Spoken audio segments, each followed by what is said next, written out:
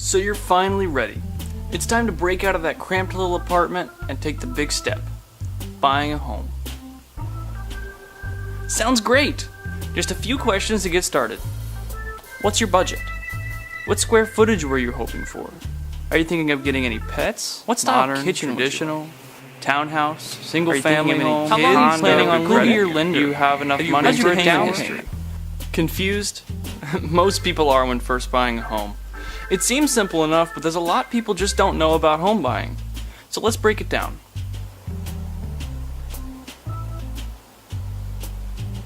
First, find yourself a trustworthy and knowledgeable realtor. They're going to be your guide every step of the way. Once you've found your realtor, it's time to talk to a lender. This is the bank that is going to loan you the money to purchase the home. The lender will help you to determine what loan program works best for you, what your mortgage payments are going to look like each month, and whether or not you're even eligible to get a home loan in the first place. Once you've spoken to your lender and you know you're eligible to get a home loan, it's time to call up that realtor. They can now start getting some options together to show you. In order to do this, the realtor will perform what is called a needs analysis and ask you some questions about your housing needs. They're going to ask you what type of home you're looking for, what size home you think you'll need, what kind of location you'd like to live in, and lots more. All this information will help your realtor compile a list of feasible options to show you. And now, the fun can begin. This step is what everyone waits for, the home showing. This is where your realtor will drive you around town showing you homes that fit your housing and budget needs.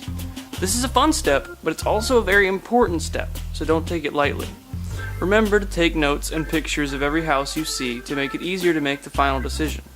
Write down the good, the bad, and well, you get it. Once you've decided on the house you like best, it's time to begin the buying process.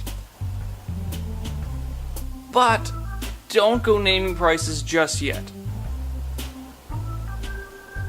First, your realtor will show you some market statistics and some similar houses in the area that were recently sold and what they sold for. This information will help you and your realtor come up with a fair offer for the house. And now you can comfortably submit the offer to the seller of the house and the negotiations can begin. The seller may either accept your offer or give you a counteroffer. If they counter, it's up to you to either accept this offer or counter again. Negotiations frequently go back and forth like this, so be patient and be ready to walk away if you need to. It's important not to get too emotionally attached to a house at this stage, or you may wind up spending a lot more than you wanted. Once you both agree on a price for the house, you'll need to provide the seller with something called escrow. This is a sum of money paid up front to convince the seller to hold the home for you. This could be a scary part of the process, but it's important to get the house off the market so the seller doesn't get a better offer and sell to someone else. Once the house is being held for you, you can get ready to close the deal. There's a few things you'll need before you go sign those papers. First, you'll need a home inspection from a licensed home inspector to make sure the home is structurally sound and up to building codes. Your lender will also require a home appraisal, so the bank knows the exact value of the home and will loan you that much money. And now, you just need to set a date for the closing.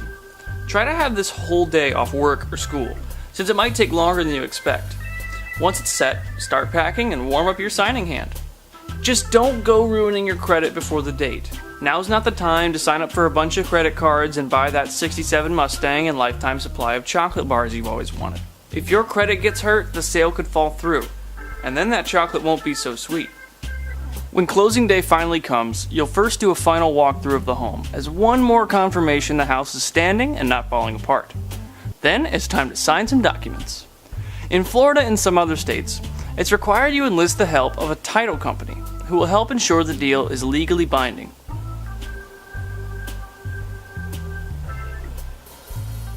Remember to bring 2 forms of legal ID and be prepared to wire the funds for the purchase.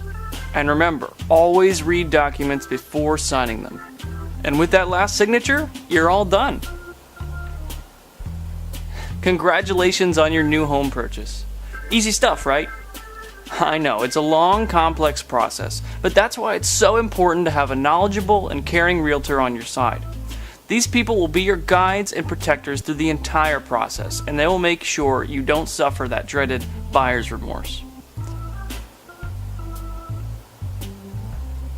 Do your best to have fun with this process and enjoy your new home, you homeowner you.